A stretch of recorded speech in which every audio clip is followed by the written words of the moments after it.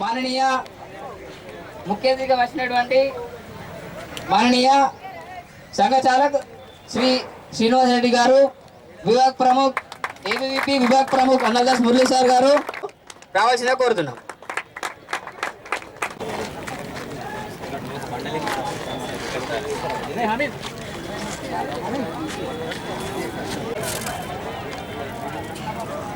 In charge photo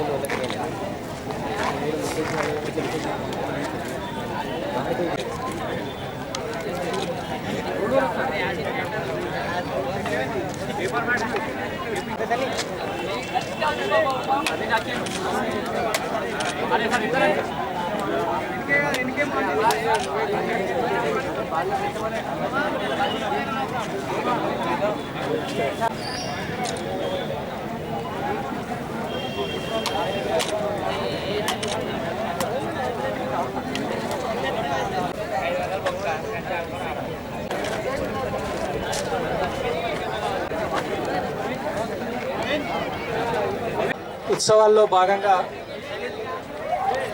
75 సంవత్సరాలుగా జాతీయవాద భావజాలం గల విద్యార్థులను తయారు చేసే ఉద్దేశంతో పనిచేస్తున్నటువంటి అఖిల భారతీయ విద్యార్థి పరిషత్ ఆధ్వర్యంలో నిర్వహిస్తున్నటువంటి ఈ క్రీడా కార్యక్రమాలకు విచ్చేసినటువంటి క్రీడాకారులందరికీ కూడా స్వాగతం, సుస్వాగతం.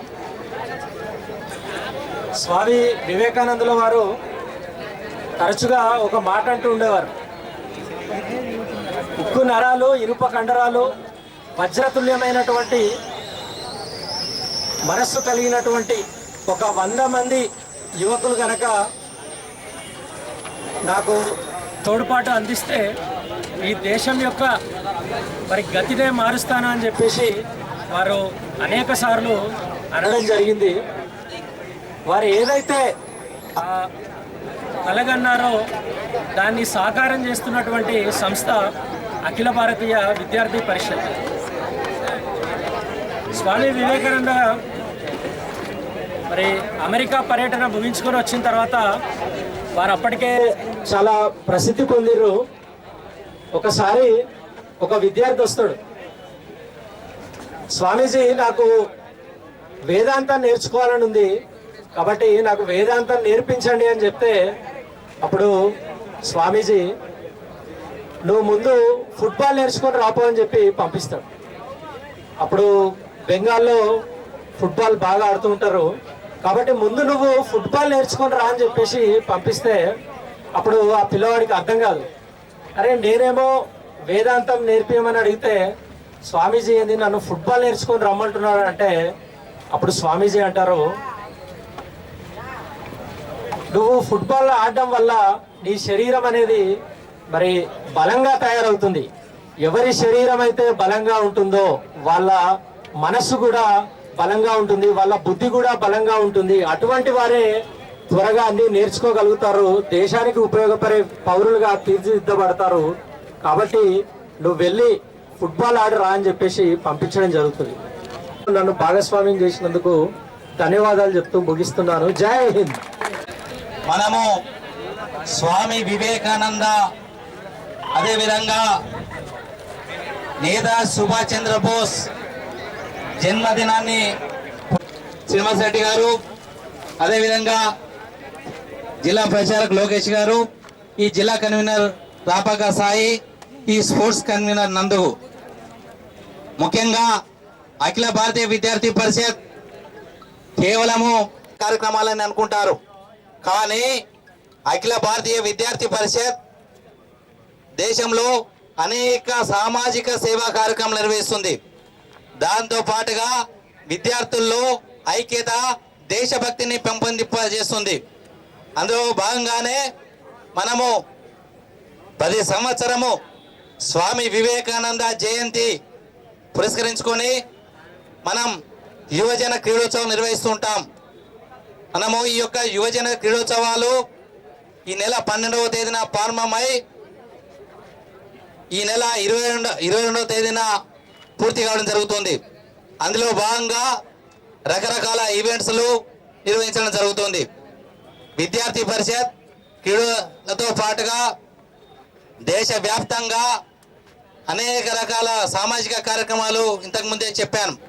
బ్లడ్ డొనేషన్ క్యాంపులు కావచ్చు, పర్యావరణ పరిరక్షణ కావచ్చు, ఇంకా గ్రామ స్థాయికి వెళ్ళి అనేక సేవా కార్యక్రమాలు నిర్వహించుకోవడం జరుగుతుంది. మిత్రులారా, మీకు తెలుసు 2020లో కరోనా యొక్క కష్టకాలంలో అఖిల భారతీయ విద్యార్థి పరిషత్ ముందుండి పల్లెకేగి ప్రజా సేవ చేస్తూ ప్రజల్లో అనేక కరోనా ఉన్నటువంటి సందర్భంలో కూడా ఆకలితో అలమటిస్తున్నటువంటి ఒక సందర్భంలో మాస్కులు వేసుకొని నిత్యావసర సరుకులు సప్లై చేసినటువంటి యొక్క ఉదంతాలు మన ముందున్నాయి మిత్రులారా.